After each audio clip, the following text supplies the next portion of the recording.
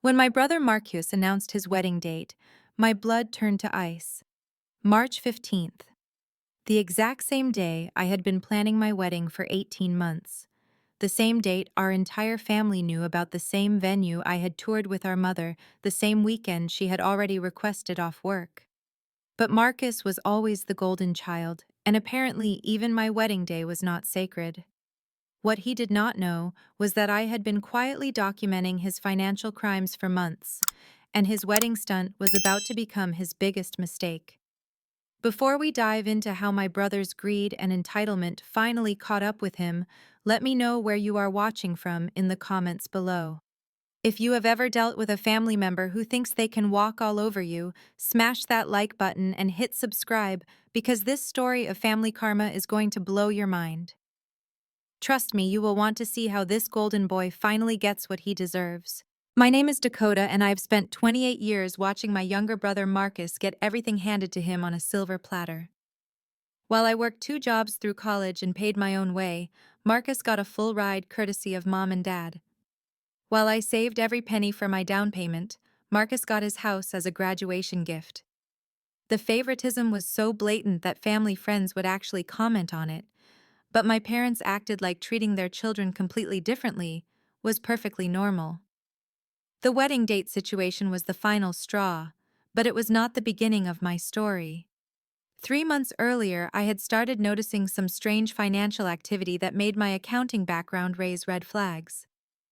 You see, Marcus worked as the financial manager for our family's small construction business, a company my grandfather built from nothing and passed down to my father. The business employed 12 people and supported not just our immediate family, but also my Aunt Linda and Uncle Rob, who had worked there for over 15 years. I had been helping with the books during tax season when I first spotted the discrepancies. Small amounts at first, a few $100s here and there, that seemed to vanish from the accounts receivable. Then I noticed invoices that had been paid by clients, but somehow never made it into the business bank account. When I brought it up casually to Marcus, he brushed it off as clerical errors and promised to look into it. But the errors kept happening, and they were getting bigger. My suspicions really peaked when I saw Marcus suddenly upgrade his lifestyle dramatically. A brand new BMW appeared in his driveway, followed by expensive vacations to Europe that he posted all over social media. When I asked how he could afford such luxuries on his salary, he claimed he had been investing in cryptocurrency and had gotten lucky. The explanation felt hollow, especially since Marcus had never shown any interest in investing before. The breakthrough came when I was organizing old files and found a folder of bank statements that Marcus had apparently forgotten to shred. These statements showed a pattern of funds being transferred from business accounts to a personal account that I had never seen before. The amounts were staggering. Over $60,000 had been moved in just 6 months. Each transfer was carefully timed to coincide with large client payments, making them harder to detect during casual reviews. I spent the next 2 weeks secretly documenting everything I could find. What I discovered was a sophisticated embezzlement scheme that had been running for at least 2 years. Marcus had been creating fake invoices for supplies and equipment that were never delivered, then pocketing the money when my father approved the payments.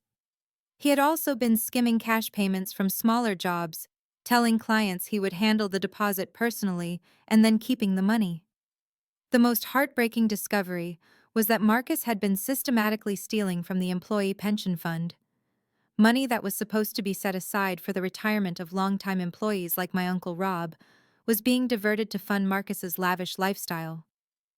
These were people who had trusted our family for decades, who had helped build the business alongside my grandfather. When I calculated the total amount, my hands were shaking. Marcus had stolen over $200,000 from the family business. Money that should have been used for equipment upgrades, employee bonuses, and business growth was instead financing his luxury car payments and European vacations. The timing of his wedding announcement felt like a calculated insult. I had been engaged to my fiancé James for 14 months, and we had been planning our March 15th wedding since the day after we got engaged. The venue was booked, invitations were ordered, and family members had already made travel arrangements. But when Marcus announced that he and his girlfriend Britney were getting married on the same exact date, my parents immediately began pressuring me to change my plans. The conversation still makes my blood boil. My mother actually suggested that I should be the one to reschedule because Marcus and Britney were younger and had less time to plan. My father chimed in that it would be easier for me to find a new date since I was more organized and flexible. The golden child syndrome was on full display as they twisted themselves into pretzels trying to justify why their precious son should get priority over their daughter. What really stung was that Marcus knew exactly what he was doing. During our family meeting about the conflicting dates, he sat there with this smirk on his face, acting like the whole situation was just an unfortunate coincidence. He even had the audacity to suggest that we could have a double wedding, which would have effectively made my special day about him. That night, I made a decision that would change everything.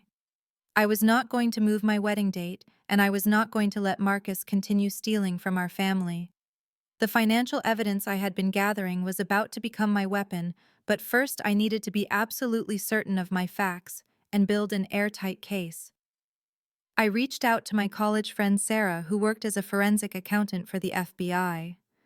Without mentioning any names, I described the situation and asked for advice on how to properly document financial crimes. Sarah walked me through the process of creating a comprehensive evidence file, including how to preserve digital records and establish clear chains of custody for any physical documents. Over the next month, while my family continued to pressure me about changing my wedding date, I was secretly building a case that would expose Marcus for the thief he really was. Every fake invoice, every diverted payment, every stolen dollar was carefully documented and cross-referenced. I even managed to get copies of his personal bank statements by volunteering to help him with some paperwork, then photocopying everything when he left the room. The irony was not lost on me that while Marcus was trying to steal my wedding day, he had no idea that his own wedding was about to become the stage for his complete downfall. The morning of February 14th, exactly 1 month before our competing wedding dates, I decided it was time to start the first phase of my plan. I had spent weeks carefully organizing all the evidence into a comprehensive file that even a non-accountant could understand. Charts showing the flow of stolen money, copies of fake invoices, bank statements highlighting suspicious transfers, and a detailed timeline of Marcus's fraudulent activities. The documentation was bulletproof. My first move was to schedule a private meeting with my father at his office before business hours. I knew that approaching him alone would give me the best chance of being heard without Marcus immediately going into damage control mode. Dad arrived at 7 in the morning with his usual coffee and newspaper, completely unprepared for what was about to hit him.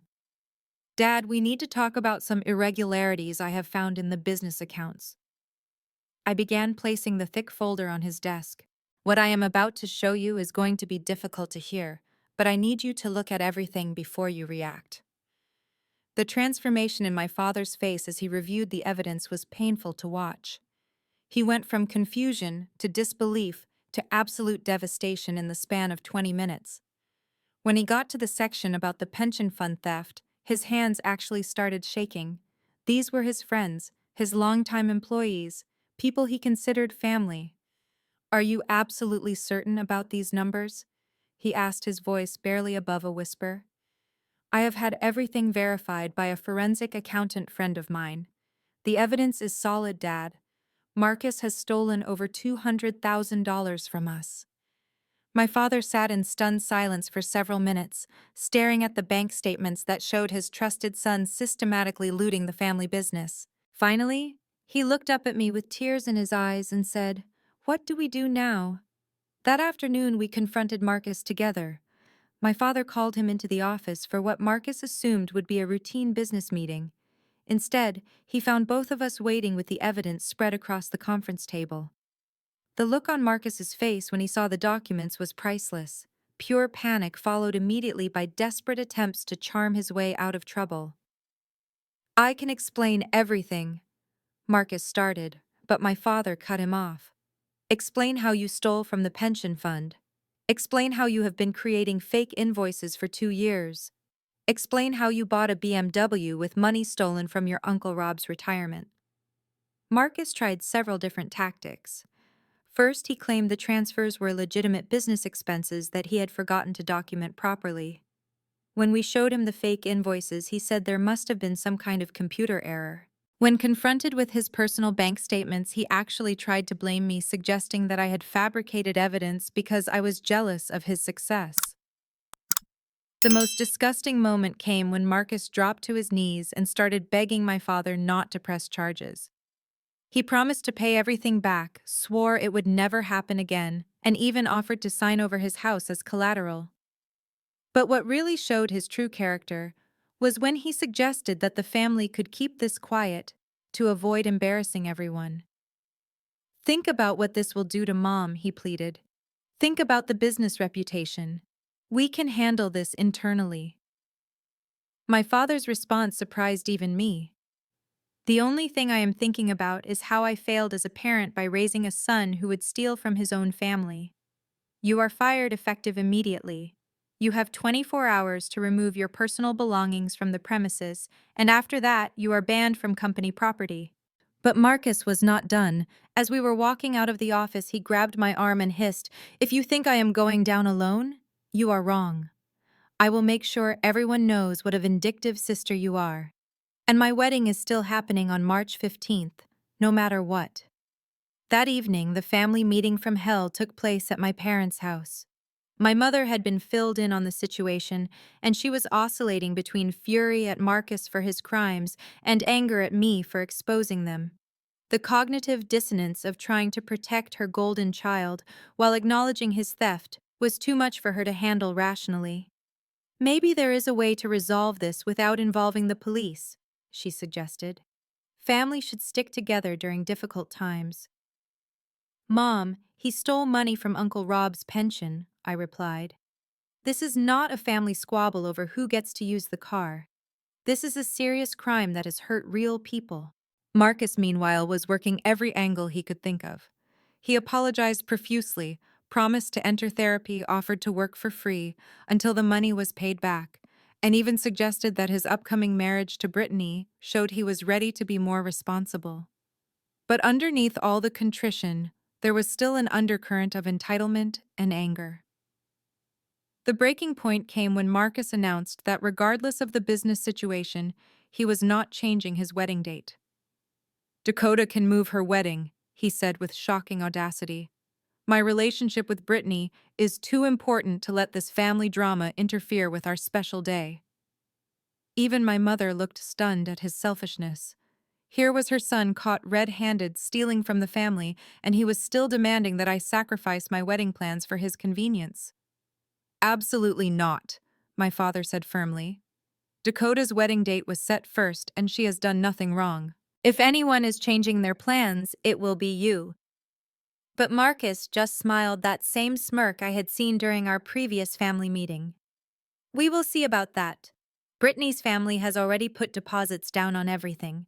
They are not going to understand why they have to change their plans because of some accounting disagreement." That night, I realized that simply exposing Marcus's crimes was not going to be enough. He was still trying to manipulate the situation to his advantage, still acting like the golden child who could charm his way out of any consequences. If I wanted real justice, I was going to need allies, and I was going to need a much more comprehensive strategy. The next morning, I started making phone calls that would change everything. The day after our family confrontation, I knew I needed to expand my circle of allies if I was going to ensure that Marcus faced real consequences for his actions. My first call was to Uncle Rob, the longtime employee whose pension had been systematically raided by my brother. Rob had worked for our family business for 18 years and was planning to retire in just 3 years.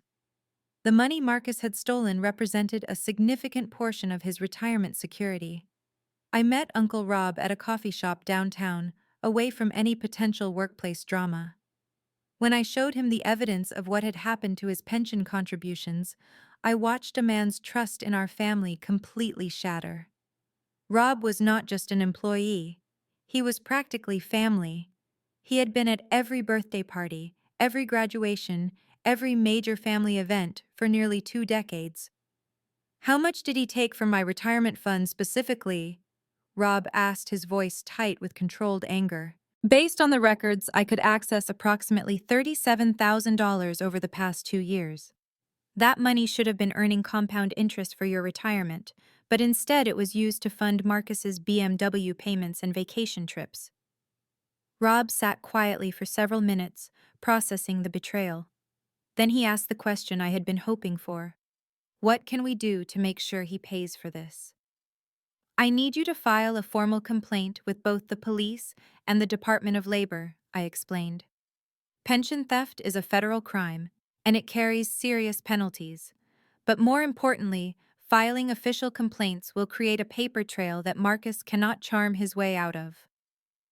Rob agreed immediately, and we spent the next hour going through the evidence together. He also provided me with copies of his original employment agreement and pension documentation, which would be crucial for establishing the legal framework of Marcus's theft. My next ally was my cousin Jennifer, who worked as a paralegal for a law firm that specialized in white-collar crime. Jennifer had always been the black sheep of our extended family, primarily because she refused to participate in the Marcus worship that everyone else seemed to engage in. When I called her to explain the situation, her first response was, "Finally, I have been waiting years for someone to call out his bullshit." Jennifer immediately offered to connect me with her boss, a prosecutor who had extensive experience with embezzlement cases. More importantly, she helped me understand the legal process and timeline for what would happen once formal charges were filed. According to Jennifer, cases like this typically took several months to work through the system, but the evidence I had gathered was strong enough that conviction was almost certain. The key is going to be showing a pattern of deliberate deception rather than just accounting errors, Jennifer explained. The fake invoices are perfect for that because they show intent to defraud. This was not a mistake or poor bookkeeping. This was calculated theft. My third crucial ally turned out to be Britney's sister, Amanda. I had met Amanda a few times at family gatherings, and she had always seemed like a genuinely nice person who was somewhat overwhelmed by Marcus's intensity. When I reached out to her through social media, I was careful not to reveal too much about the criminal investigation, but I did want to get a sense of how much Britney's family knew about the wedding date conflict. Amanda's response was illuminating. "Honestly, Britney has been stressed about the whole situation," she wrote back. "Marcus told her that you were being difficult about the date and that your parents supported him having the wedding in March. He made it sound like you were just being stubborn and selfish." This revealed another layer of Marcus's manipulation. Not only was he trying to steal my wedding day, but he was also lying to his fiancé's family about the circumstances. Britney and her family were making financial commitments and emotional investments based on false information about family support and the timeline of events. I arranged to meet Amanda for lunch, and during our conversation, I learned even more disturbing details about Marcus's behavior. According to Amanda, Marcus had been pressuring Britney to move in with him and combine their finances, even though they had only been dating for 10 months. He had also been pushing for an expensive honeymoon in Bali that Britney was not sure they could afford. Britney mentioned that Marcus seems to have more money than his job should provide, Amanda confided. She asked him about it once, and he got really defensive and told her not to worry about finances because he had everything under control. I realized that Marcus was likely planning to use stolen money to fund his wedding and honeymoon, which added another dimension to his crimes. Not only was he stealing from the family business and his future wife's family, but he was also building his new marriage on a foundation of fraud and lies. Amanda agreed to help me ensure that Britney learned the truth about Marcus's criminal behavior before she made any irreversible decisions about marrying him. We developed a plan for Amanda to gradually introduce questions about Marcus's finances and recent lifestyle changes, creating opportunities for Britney to discover the inconsistencies herself. Meanwhile, the formal legal process was moving forward rapidly. Uncle Rob had filed his complaint with the police, and Detective Maria Santos had been assigned to investigate the case. Detective Santos had extensive experience with financial crimes, and she immediately recognized the strength of our evidence. This is one of the most well-documented cases I have seen, Detective Santos told me during our first meeting. Usually, we have to spend months reconstructing financial records and trying to establish patterns. You have essentially done our job for us. The detective explained that they would need to conduct formal interviews with everyone involved, including Marcus, my parents, and other employees who might have witnessed suspicious behavior. She also requested access to all business computers and financial records, which would allow them to conduct a comprehensive forensic audit.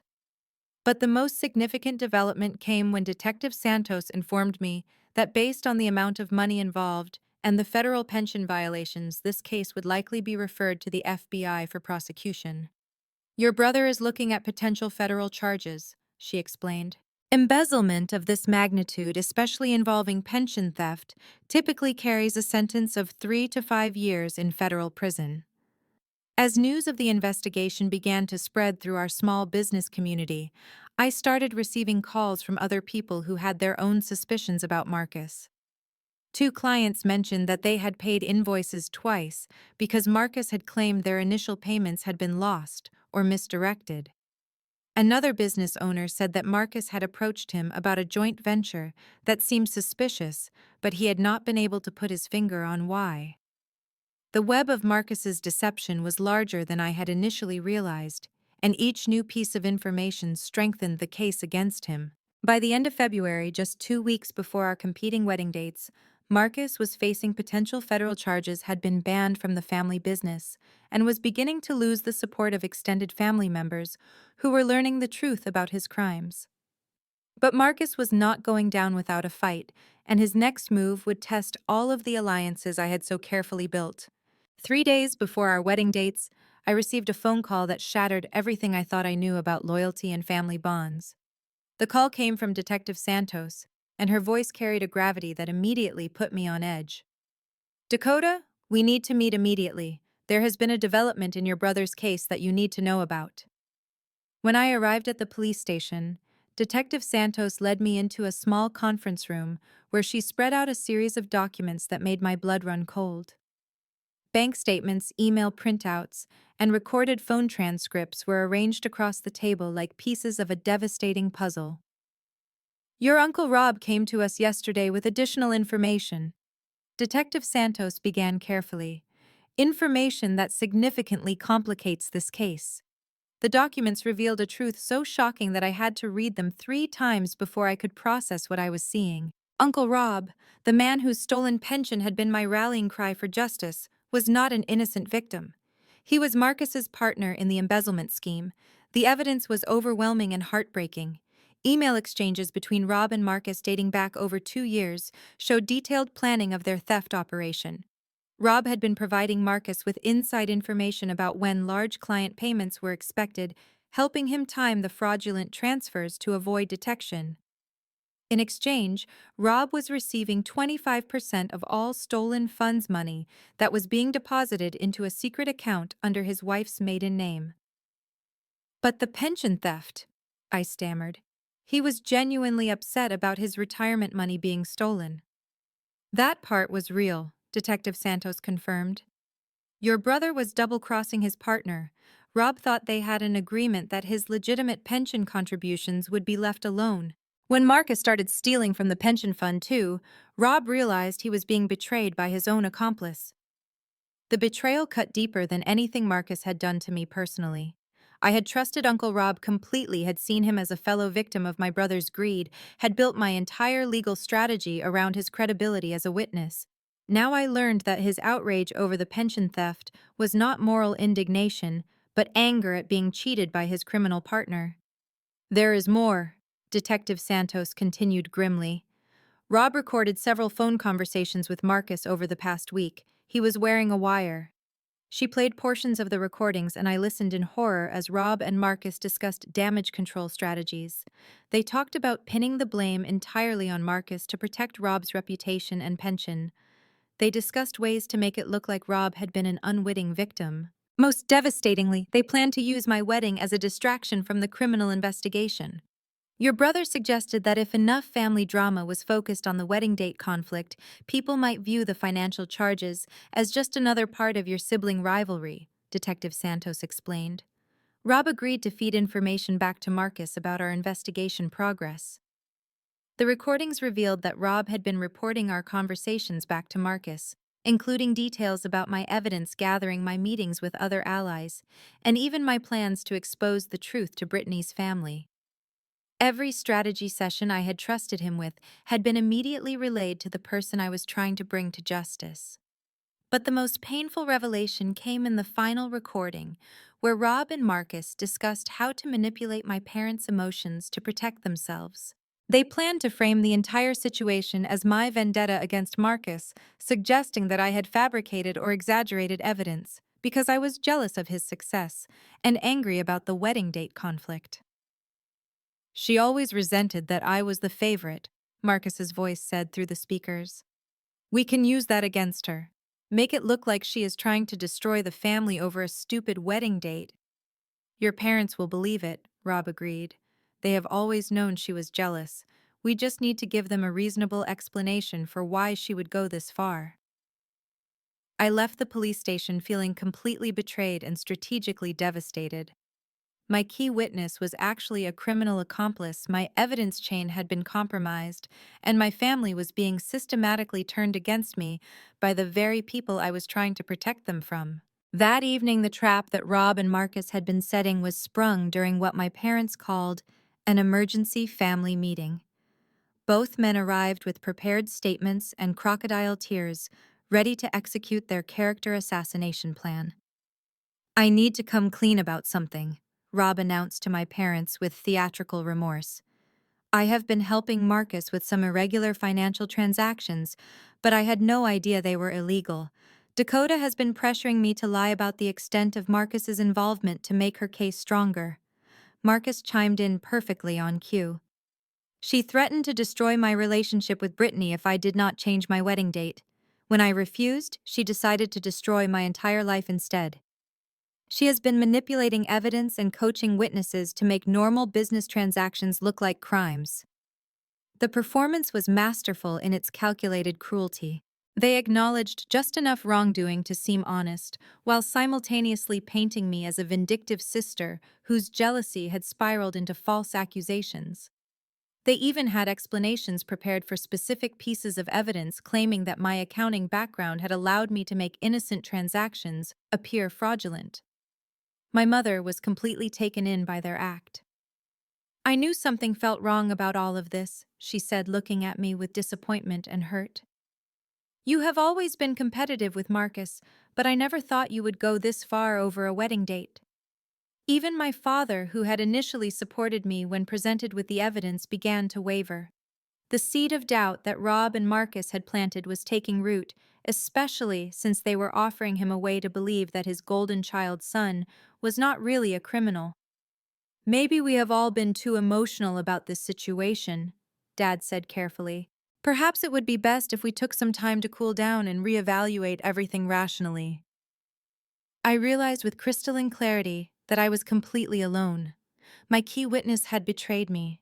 My parents were being manipulated against me, and my brother was about to escape consequences for his crimes by successfully framing me as the real villain. The wedding date conflict, which had started this entire battle, was about to become the explanation for why I had supposedly fabricated a massive fraud case. As I drove home that night, I knew that I had 48 hours to find a way to salvage not just my case against Marcus, but my entire relationship with my family. The golden boy was winning, and unless I could find new evidence and new allies, his wedding day would become his victory celebration rather than his moment of reckoning. The morning after my family's devastating betrayal, I woke up to find an unexpected email in my inbox that would change everything. The message was from Britney herself, and the subject line read, "We need to talk about Marcus. Urgent." I met Britney at a quiet cafe outside of town where we would not be seen by anyone from either of our families. She looked exhausted and stressed with dark circles under her eyes that suggested she had not been sleeping well. When she sat down across from me, I could see that she had been crying recently. "I know about the criminal investigation," she said without preamble, "and I know about the wedding date situation. But there are things you do not know about Marcus that I think you need to hear." What Britney revealed over the next hour was a pattern of financial manipulation and emotional abuse that painted Marcus in an even darker light than I had imagined. She explained that he had been pressuring her to take out personal loans to help fund their wedding and honeymoon, claiming that he had temporary cash flow problems that would resolve after they were married.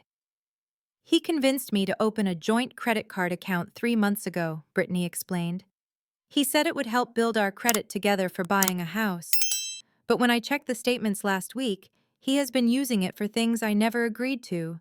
Expensive restaurants, shopping sprees, even cash advances that I knew nothing about. More disturbing was Marcus's pattern of isolating Brittany from her family and friends. He had systematically created conflicts between Brittany and the people she was closest to, always positioning himself as the only person who truly understood and supported her. When her sister Amanda tried to ask questions about their wedding planning, Marcus told Brittany that Amanda was jealous and trying to sabotage their happiness. I started to realize that he was lying to me about a lot of things, Brittany continued. The wedding date situation was what really opened my eyes. He told me that you were being unreasonable and that your parents supported us having our wedding in March. But when I talked to Amanda, she said you had already had that date booked for over a year. Brittany had done her own investigation into Marcus's finances, using her access to their joint accounts and credit cards. What she discovered corroborated everything I had found and added new layers to his fraudulent activities. Marcus had been using their joint credit to make cash advances that he then used to cover his tracks when stealing from the business accounts. I found receipts for a safety deposit box that I never knew about, Brittany said, sliding a piece of paper across the table. The bank records show he has been making regular deposits there, always in cash amounts, just under the federal reporting requirements. This was the smoking gun I had been hoping for. The safety deposit box represented Marcus's attempts to hide stolen money in a way that would be difficult for investigators to trace. The regular deposits in amounts just under $10,000 showed sophisticated knowledge of financial reporting laws, proving that his crimes were premeditated rather than impulsive mistakes. Brittany also had access to Marcus's personal laptop and phone, which contained additional evidence that I had never been able to obtain. She showed me text message exchanges between Marcus and Rob that clearly established their partnership in the embezzlement scheme, including detailed discussions of how to split profits and avoid detection. But the most valuable evidence Brittany provided was a recording she had made of Marcus bragging about his crimes to a friend. In the recording, Marcus explicitly described stealing from the business accounts and laughed about how easy it was to fool the old man, meaning our father. He also made disparaging comments about employees like Uncle Rob, calling them useful idiots who were easy to manipulate. I started recording our conversations after I became suspicious, Brittany explained. I never intended to use them against him, but when I learned about the investigation and the way he has been lying to everyone, I realized that the truth needed to come out. The recording was devastating to Marcus's attempts to frame the situation as my personal vendetta. His own words, captured in his own voice, demonstrated clear criminal intent and a complete lack of remorse for his actions. More importantly, the recording proved that Rob was not an equal partner, but rather another victim of Marcus's manipulation and lies. Brittany and I spent the rest of our meeting developing a strategy for how to present this new evidence most effectively. She agreed to cooperate fully with the police investigation and to provide testimony about Marcus's financial manipulation and abusive behavior. She also volunteered to wear a wire if Marcus tried to contact her before their scheduled wedding date. I cannot marry someone who would steal from his own family, Brittany said with quiet determination. And I will not let him destroy your wedding day just because he thinks he can get away with anything. That afternoon, Detective Santos reviewed Brittany's evidence with obvious excitement. The safety deposit box information provided grounds for an immediate search warrant, and the recordings gave prosecutors the kind of clear admission of guilt that made conviction almost certain. Most importantly, Brittany's cooperation meant that the case no longer depended solely on my testimony, which Marcus and Rob had been working to discredit. This changes everything, Detective Santos confirmed. With multiple witnesses and this level of documented evidence, your brother is looking at serious federal time. The safety deposit box alone suggests money laundering charges on top of the embezzlement. The detective also revealed that the FBI had been conducting their own parallel investigation into the business's finances after being alerted by the pension fund violations. Their forensic accountants had uncovered additional discrepancies that even I had not discovered, bringing the total amount of stolen money to over $300,000. "We will be making arrests tomorrow morning," Detective Santos informed me. "Your brother and Uncle Rob will both be taken into custody before dawn. The timing is deliberate. We want to minimize any opportunity for them to destroy evidence or flee." As I drove home that evening, I felt a mixture of vindication and sadness. The truth was finally going to come out, and Marcus would face appropriate consequences for his crimes. But the process had revealed ugly truths about my family dynamics and cost me relationships that could never be fully repaired. The Golden Boy's reign was about to end, but the victory felt bittersweet, knowing how much damage had been done to everyone involved. March 15th dawned gray and cold, but it turned out to be the most beautiful day of my life, for reasons I never could have anticipated. At 6:30 in the morning, while I was having coffee and reviewing last-minute wedding details, my phone rang with the call I had been waiting for. "Both arrests have been completed without incident," Detective Santos reported. "Marcus and Rob are in federal custody, and we executed search warrants on the safety deposit box and both of their homes. You were right about everything, Dakota. We found over $180,000 in cash hidden in that safety deposit box." The search warrants had uncovered even more evidence than we had hoped for. Marcus's home computer contained detailed spreadsheets tracking his thefts over multiple years, proving that the embezzlement had been far more systematic and extensive than anyone realized. Rob's house yielded boxes of forged documents and fake invoices, along with a second set of books that tracked their illegal profits. But the most satisfying discovery was a handwritten journal that Marcus had apparently been keeping, documenting his crimes with the arrogance of someone who believed he would never be caught. In his own writing, he described employees like Uncle Rob as pathetic and desperate enough to do anything for money. He also detailed his plans to frame me as a jealous sister whose accusations could not be trusted. The FBI agents who conducted the search found evidence of additional crimes that had not been part of my original investigation. Marcus had been running a separate scheme involving fake insurance claims for equipment that had never been damaged. He had also been stealing client deposits for jobs that were never started, using the money to fund his lifestyle while leaving the business liable for the work. By 9 in the morning, news of the arrests had spread throughout our small business community.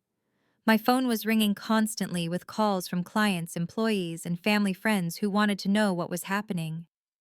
Many people expressed shock and disbelief, but several admitted they had suspected something was not right with Marcus's sudden wealth and lifestyle changes. My parents arrived at my house around 10, looking devastated and confused. The golden child narrative that had shaped our family dynamics for decades had collapsed overnight, leaving them struggling to understand how they had been so thoroughly deceived. "We owe you an enormous apology," my father said, tears streaming down his face. "Marcus and Rob had us completely convinced that you were making up evidence out of jealousy. We should have trusted you from the beginning." My mother was having an even harder time processing the reality of Marcus's crimes. "I keep thinking there must be some mistake," she said. "How could my son steal from his own family? How could he lie to us so convincingly for so long?" The conversation with my parents was emotionally difficult but ultimately healing. We talked honestly about the favoritism that had existed in our family and how it had enabled Marcus's sense of entitlement. They acknowledged that their different treatment of us had contributed to creating the conditions where Marcus believed he could get away with anything. Meanwhile, Britney had called off her wedding and was beginning the process of extricating herself from Marcus's financial manipulation. The joint credit accounts he had opened in her name left her with significant debt, but she was working with a lawyer to prove that the charges were made fraudulently without her knowledge or consent. I feel like I escaped from a relationship that would have destroyed my life, Britney told me when we talked that afternoon. If we had gotten married, I would have been legally responsible for debts and crimes I knew nothing about. The afternoon brought more vindication when several business clients came forward with their own stories of being victimized by Marcus's schemes. The fake insurance claims had affected multiple companies who had been waiting months for equipment repairs that were never going to happen. The stolen deposits had left 3 different clients with unfinished projects and financial losses. As the full scope of Marcus's crimes became clear, I realized that my decision to investigate and expose him had protected far more people than just our immediate family.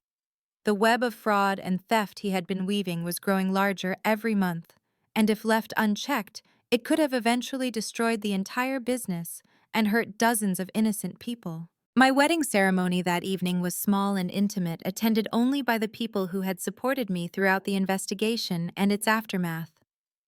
Britney came as my guest, along with Detective Santos and several family friends who had believed in my integrity when my own family did not. Even some of the business employees attended, grateful that the theft from their pension fund had been exposed and stopped. James, my new husband, gave a toast that perfectly captured the bittersweet nature of the day. Today we celebrate not just a marriage, but the triumph of truth over deception, courage over comfort, and justice over family politics. Dakota showed incredible strength in doing what was right, even when it cost her relationships she valued. That is the kind of person I am proud to call my wife. The final piece of justice came 6 months later, when Marcus was sentenced to 4 years in federal prison for embezzlement, money laundering, and pension fund theft. Uncle Rob received 2 years for his role as an accomplice. Both men were ordered to pay full restitution to all victims, though the lawyers warned that recovering the stolen money would be a long process. The family business survived, but it required significant restructuring and new financial controls to rebuild trust with clients and employees. My father asked me to take over as financial manager, a role I accepted with the understanding that transparency and accountability would be non-negotiable priorities. Looking back on that turbulent year, I learned that sometimes protecting your family means being willing to expose the truth about them, even when that truth is painful and destructive. The golden child syndrome that had dominated our family for so long was based on lies and manipulation, and dismantling it was necessary for all of us to move forward honestly. Marcus's attempt to steal my wedding day ultimately became the catalyst for exposing crimes that were hurting many more people than just me. His arrogance and sense of entitlement led him to believe he could manipulate any situation to his advantage. But reality has a way of catching up with people who think they are above consequences. My chosen family now includes the people who stood by me when biological family failed me, the colleagues who trusted my integrity over family loyalty, and the friends who supported justice over keeping the peace. These relationships, built on truth and mutual respect, are stronger than any bonds based on shared DNA alone. Have you ever had to choose between family loyalty and doing what was right? Have you witnessed someone face consequences for crimes they thought they could get away with forever? I would love to hear your stories about family karma and justice in the comments below. If this story resonated with you, please hit that like button and subscribe for more real-life stories about standing up for what is right, even when it costs you everything. Share this video with anyone who needs to hear that sometimes the hardest battles are worth fighting, especially when they protect innocent people from being hurt. Thank you for taking this journey with me, and remember that the truth always has a way of coming to light, even when powerful people try to bury it. Sometimes the best revenge is simply refusing to let criminals hide behind family connections and demanding that everyone be held accountable for their actions, regardless of who they are or how much they are loved.